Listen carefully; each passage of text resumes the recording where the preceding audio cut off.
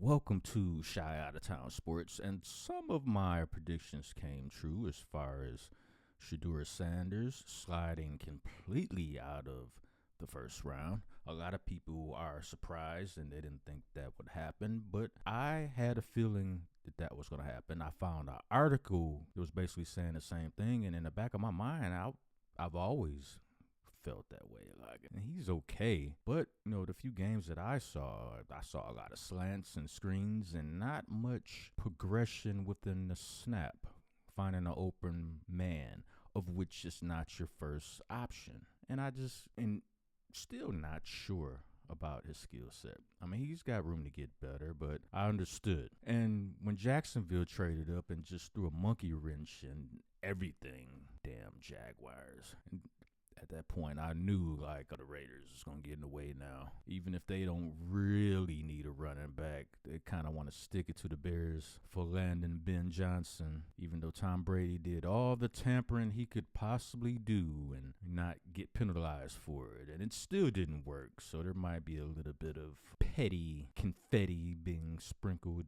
over the Raiders organization via Tom Brady, but that's just my personal opinion and observation. So just take it with a grain of salt. So the Bears, no Ashton Genty or Abdul Carter. Of course, they wouldn't have had a chance to get him.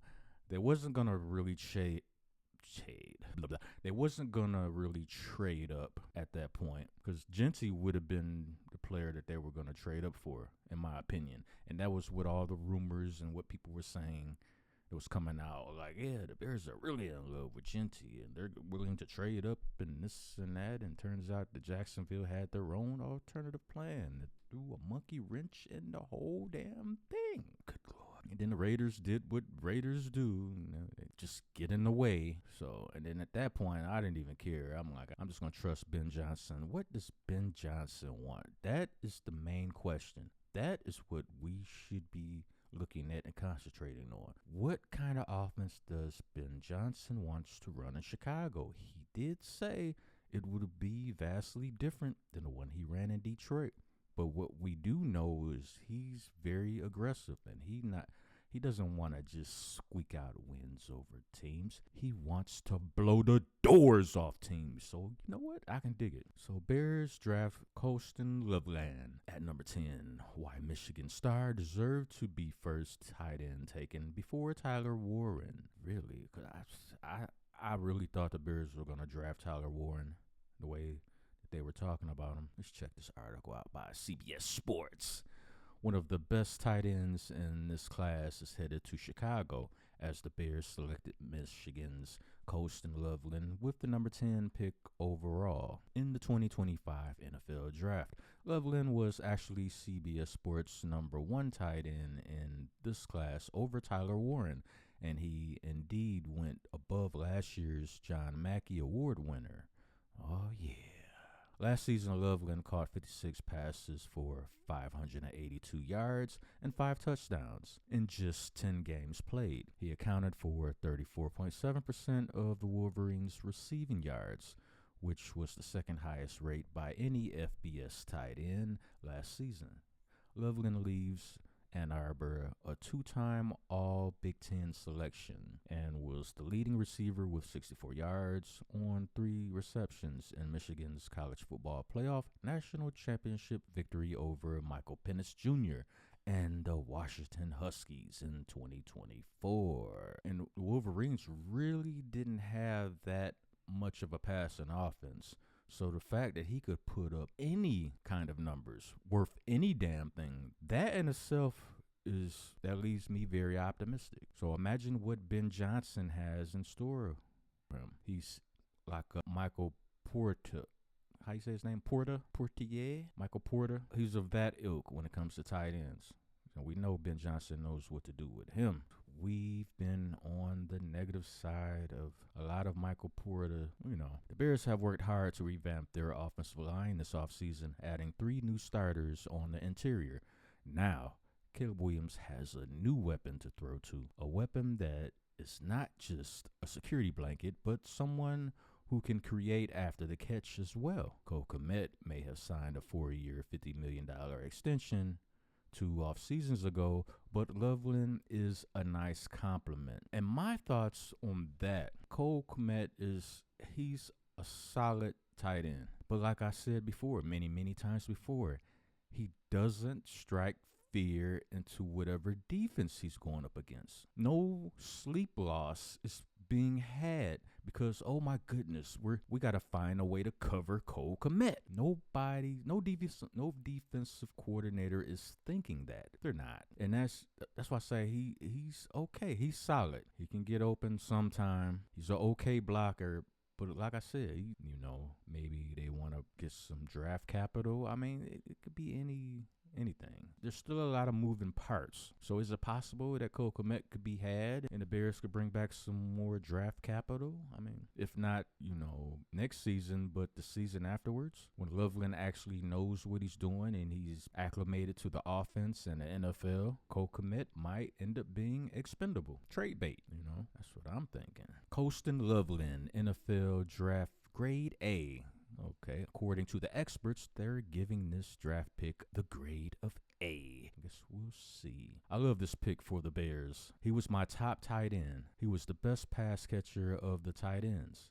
He will fit perfectly into the Ben Johnson offense. Quote, Pete Prisco. Yeah, this is definitely a Ben Johnson pick. So what does Ben Johnson have up his sleeve? I mean, it wasn't too long ago it was said that Ben Johnson has the ability that he could even create a play out of nothing, out of nowhere, from the sideline during the game.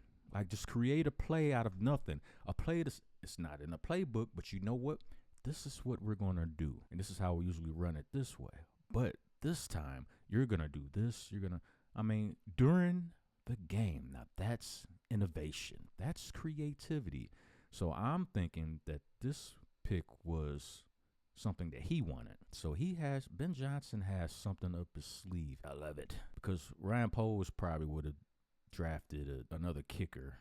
I still haven't forgiven you, Poles. The 2025 NFL draft continues from Lambeau. Okay, that's basically it because round 2 is tonight. And they definitely, my prediction, I'm going to leave a link to this article in the description box. You guys can check it out for yourself and let me know what you think. But I think the Bears are still going to bring in 2 new running backs. I don't know what they're going to, I still think Swift is going to be moved. Like I said, it's not a coincidence that Swift was moved after Ben Johnson took over in Detroit. Very soon afterwards, Ben Johnson comes to the Bears. All of a sudden, you start hearing these whispers that DeAndre Swift might be on the move. I think it's something to it. I think it's a lot of fire to the smoke. So I could see Swift being moved, but then where does that second running back come from? Are they going to make a trade to bring in another running back? Or are they going to draft 2 running backs? They don't have many picks left. So to draft 2 running backs, I don't know. Because I don't really see any. Everybody, not too long ago, like a couple months ago, everybody was like, oh, this draft is deep with running backs. You could get running backs in the 3rd and 4th round, 5th round. They're all the same. After Genty, all the rest of them are the same. And to me, I never believed that anyway. Like, you mean after Genty, all the other running backs are the same? Every year there's a running back drafted in later rounds that turns out to be better than the first running back chosen. Now, I still think Genty is going to be a pretty good running back. But to say, like, running backs in the 3rd or 4th round are going to be just as good, I think that's a bunch of BS. That is a bunch of BS. So, y'all let me know what y'all think as far as, the Bears not trading back or trading up. Pretty much a lot of the players they wanted was gone.